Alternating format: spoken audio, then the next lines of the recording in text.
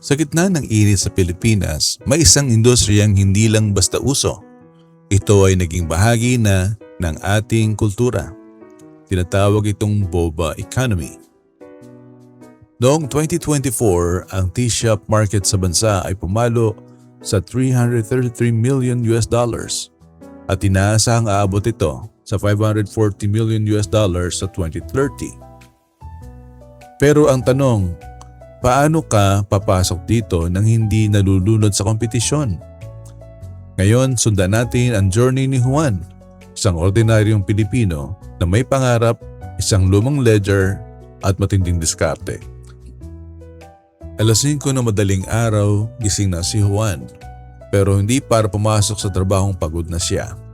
Nakatingin siya sa labas ng bintana sa kanto kung saan walang mabilhan ng matinong palamig ang mga estudyante at mga empleyado pagbaba ng jeep.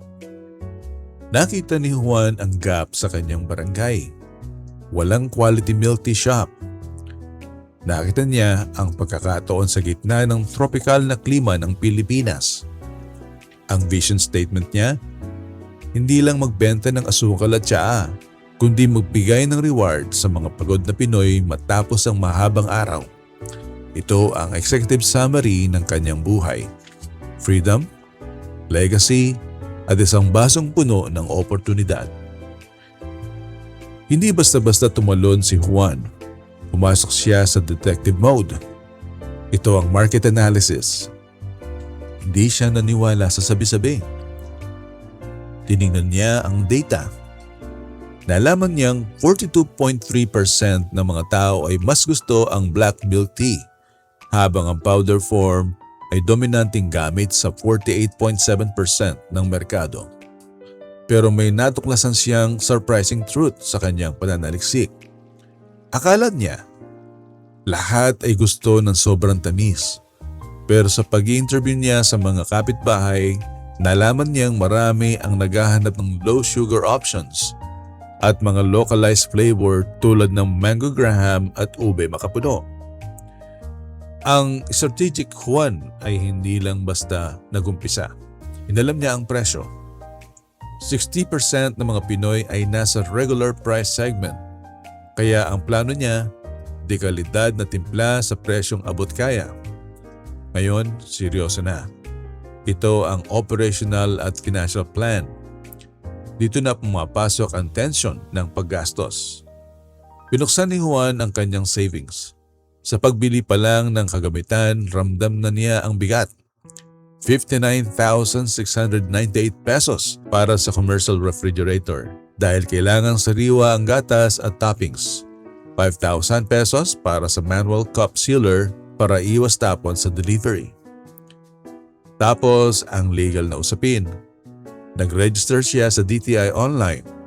Kumuha ng barangay clearance at sanitary permit, ang pinaka-critical sa food business dahil sa inspection ng local health office.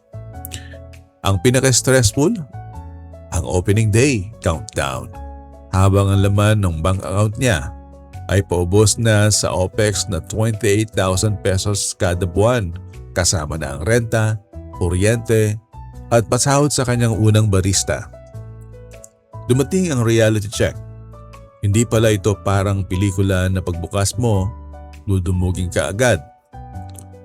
Noong unang Martes, 4 na baso lang ang benta. Bakit? Una, ang misstep sa marketing.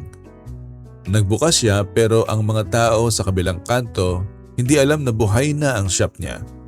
Pangalawa, financial misstep. Masyadong naging extra si Juan sa dekorasyon. Kaya kinapos siya sa budget para sa mga premium na sangkap tulad ng asam tea leaves. At ang pinakamasakit, operational bottleneck. Noong biglang dagsa ang mga estudyante, naging magulo ang workflow. Ang bagal ng pagsisilbi dahil walang portion control. Natunaw ang yelo, sumobra ang asukal at nawala ang profit margin sa bawat baso. Dito napatunayan ni Juan, ang plano ay assumptions lang hanggang hindi nasusubukan sa kalsada. Alas 12 ng hating gabi, hindi sumuko si Juan. Nag-a-analyze siya ng data. Ito ang entrepreneurial mindset.